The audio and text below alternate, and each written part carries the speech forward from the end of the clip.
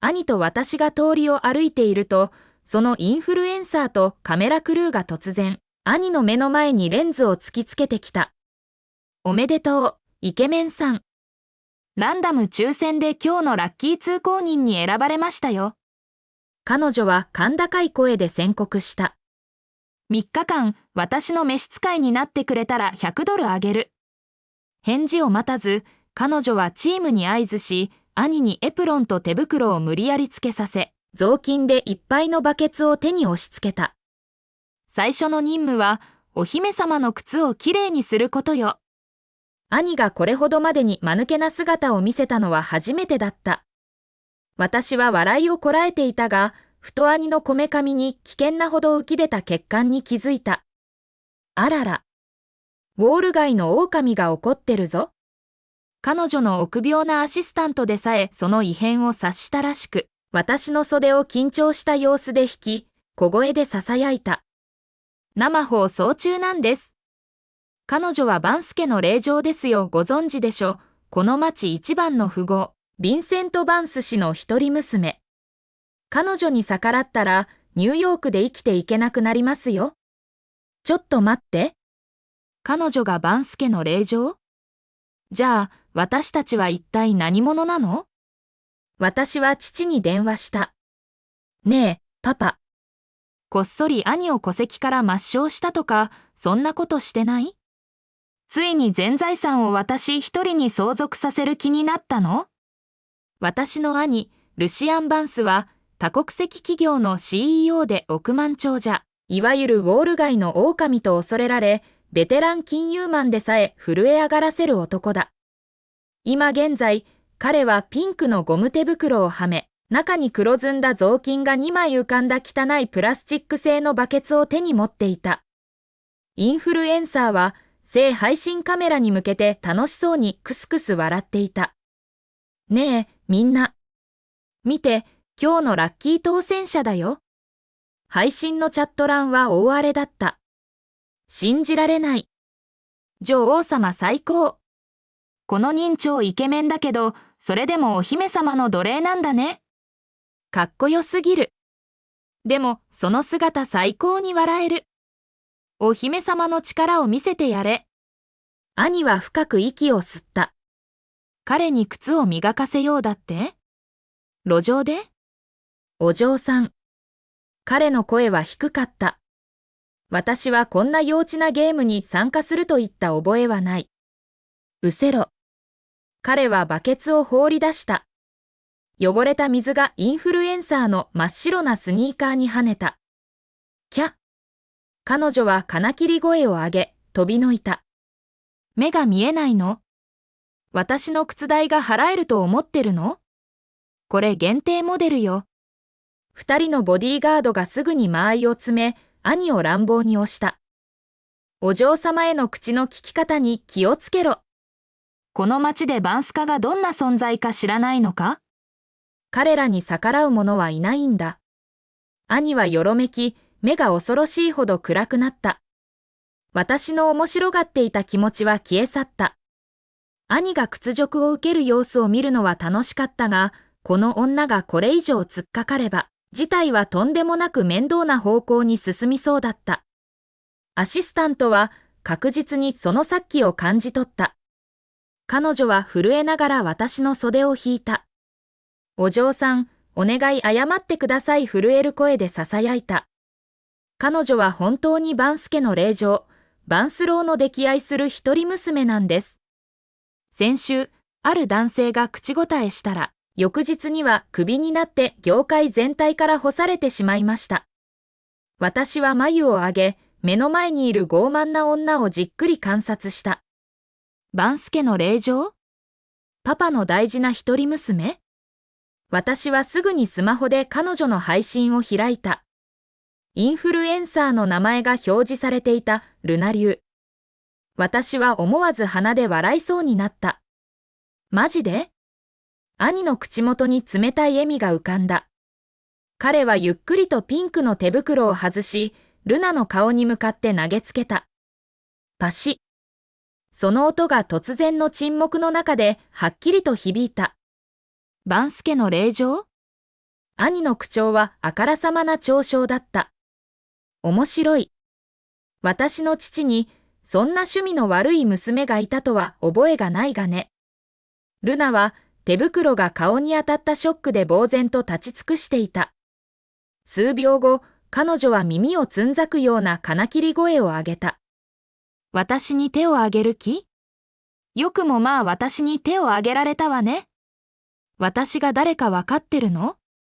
彼女はカメラに向き直り、涙を流し始めたアカデミー賞ものの演技だ。みんな見てた？彼が先に手を出してきたのよ。聖杯神は大騒ぎになった。画面は兄に対する罵詈雑言であふれ返った。ボコボコにしろ。何様のつもりだ、お姫様に手を出すなんて。警察を呼べ。逮捕しろ。ネットの怒りに勇気づけられ、ルナは胸を張った。彼女は兄の鼻先を指さした。よく聞きなさい。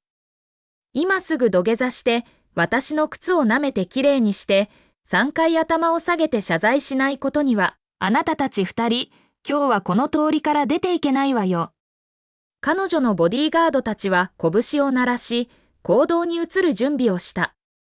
ちょうど兄が動こうとしたその時、私は素早く彼の前に立ちはだかり、腕を押さえた。誤解しないで。彼女のことを心配したわけじゃない。兄が一撃で彼女を集中治療室行きにし、その結果訴訟沙汰になるのが心配だったんだ。ちょっと待って。私は叫び、スマホを取り出した。あなたがバンスケの令状だって言うなら、今すぐ確認してみましょう。電話をスピーカーに切り替えた。画面には連絡先の名前が表示されたパパ。ベルが2回鳴った。ハニー。父の声がスピーカーから轟いた。こんな時間にパパに電話？小遣いが足りないの？ちょうど200万ドル、君の口座に振り込んだところだよ。何か好きなものを買いなさい。ニューヨーク一の富豪、ヴィンセント・バンスの声だ。兄の顔が曇った。私は咳払いをして大きな声で話した。パパ、聞きたいことがあるんだけど。ひょっとして私たちに内緒で誰かとこっそり子供を作ったりしてない？なんだって？父の声は完全に混乱していた。ハニー、何の話だい？お母さんとおばさん以外、女なんていなかったよ。命に誓って。私はルナの方を見た。彼女の顔はもう溶け式になっていた。私はとどめを刺した。変だな。今、ルナ流って名前の人が、自分こそが唯一無二のバンスケの令嬢だって主張してるんだ。パパが溺愛するパパなんだって。兄を召使いにしようとしてるし、私たちがこの町で生きていけなくなるって言うんだよ。丸3秒間の沈黙があった。そして、父の冷たく危険な笑い声がスピーカーから流れてきた。うちの娘のふりをして、ルシアンをいじめようってか？面白い。今すぐ調べる。どこにいる？帰っておいで。これ以上、あのどうかした女に時間を無駄にするな。電話を切り、私はルナに甘ったるい笑みを向けた。聞こえた、バンス令嬢？ルナの顔色が青と白に変わった。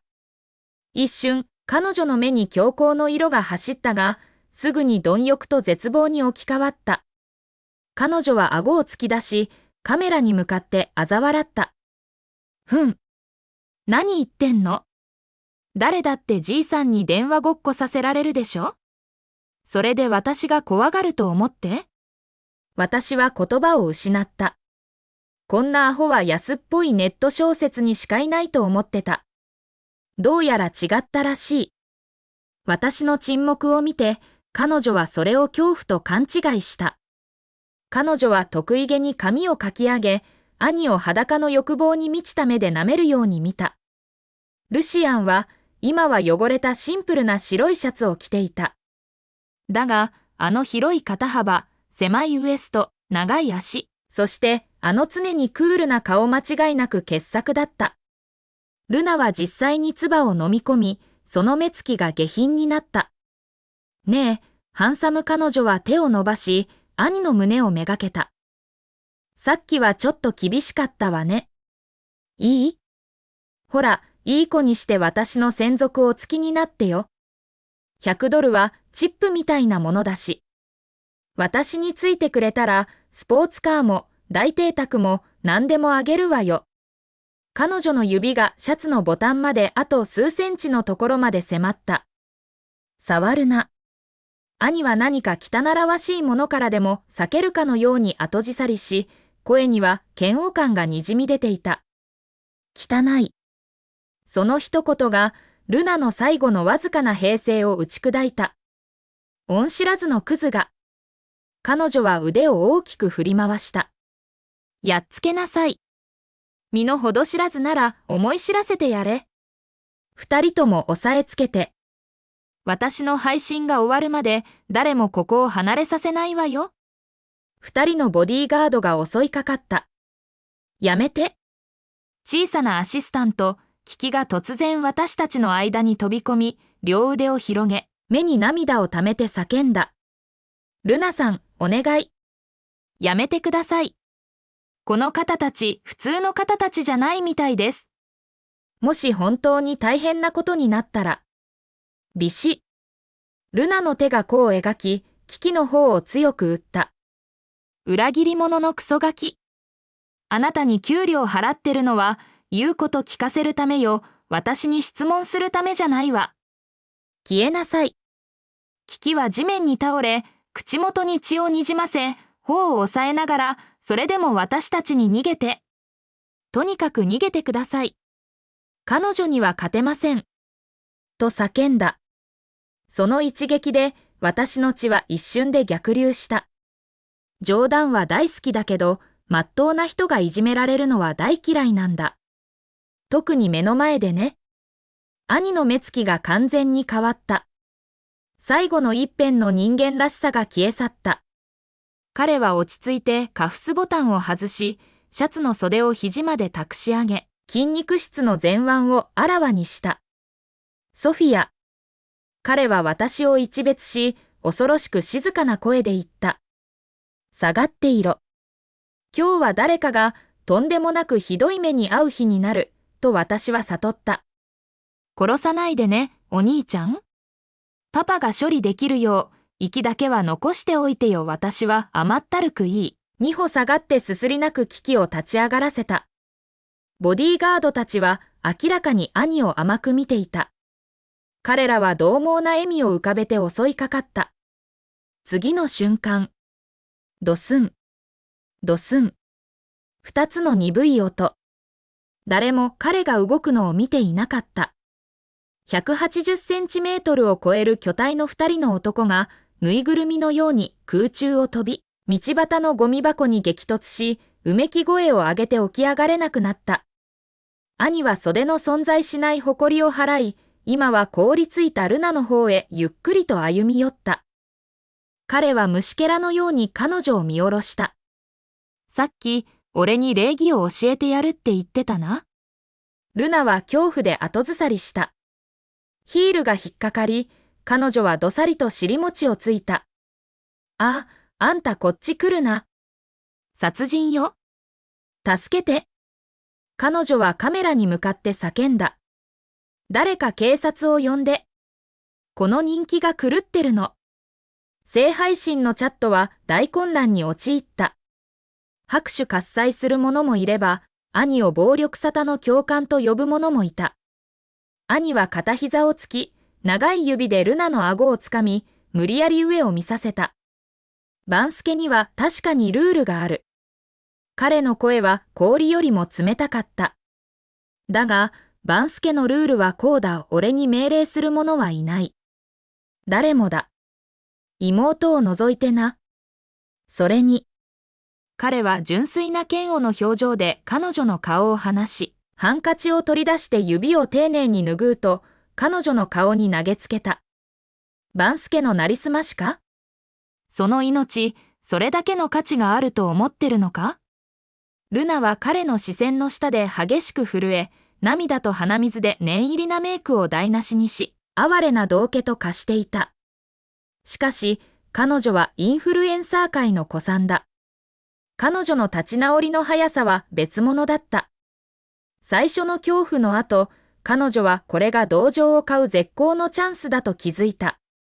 彼女は路面に身を投げ出し、カメラに向かって泣き叫んだ。もうダメ。私、ただコンテンツを作ってただけなのに。私はバンスケの令嬢なのに。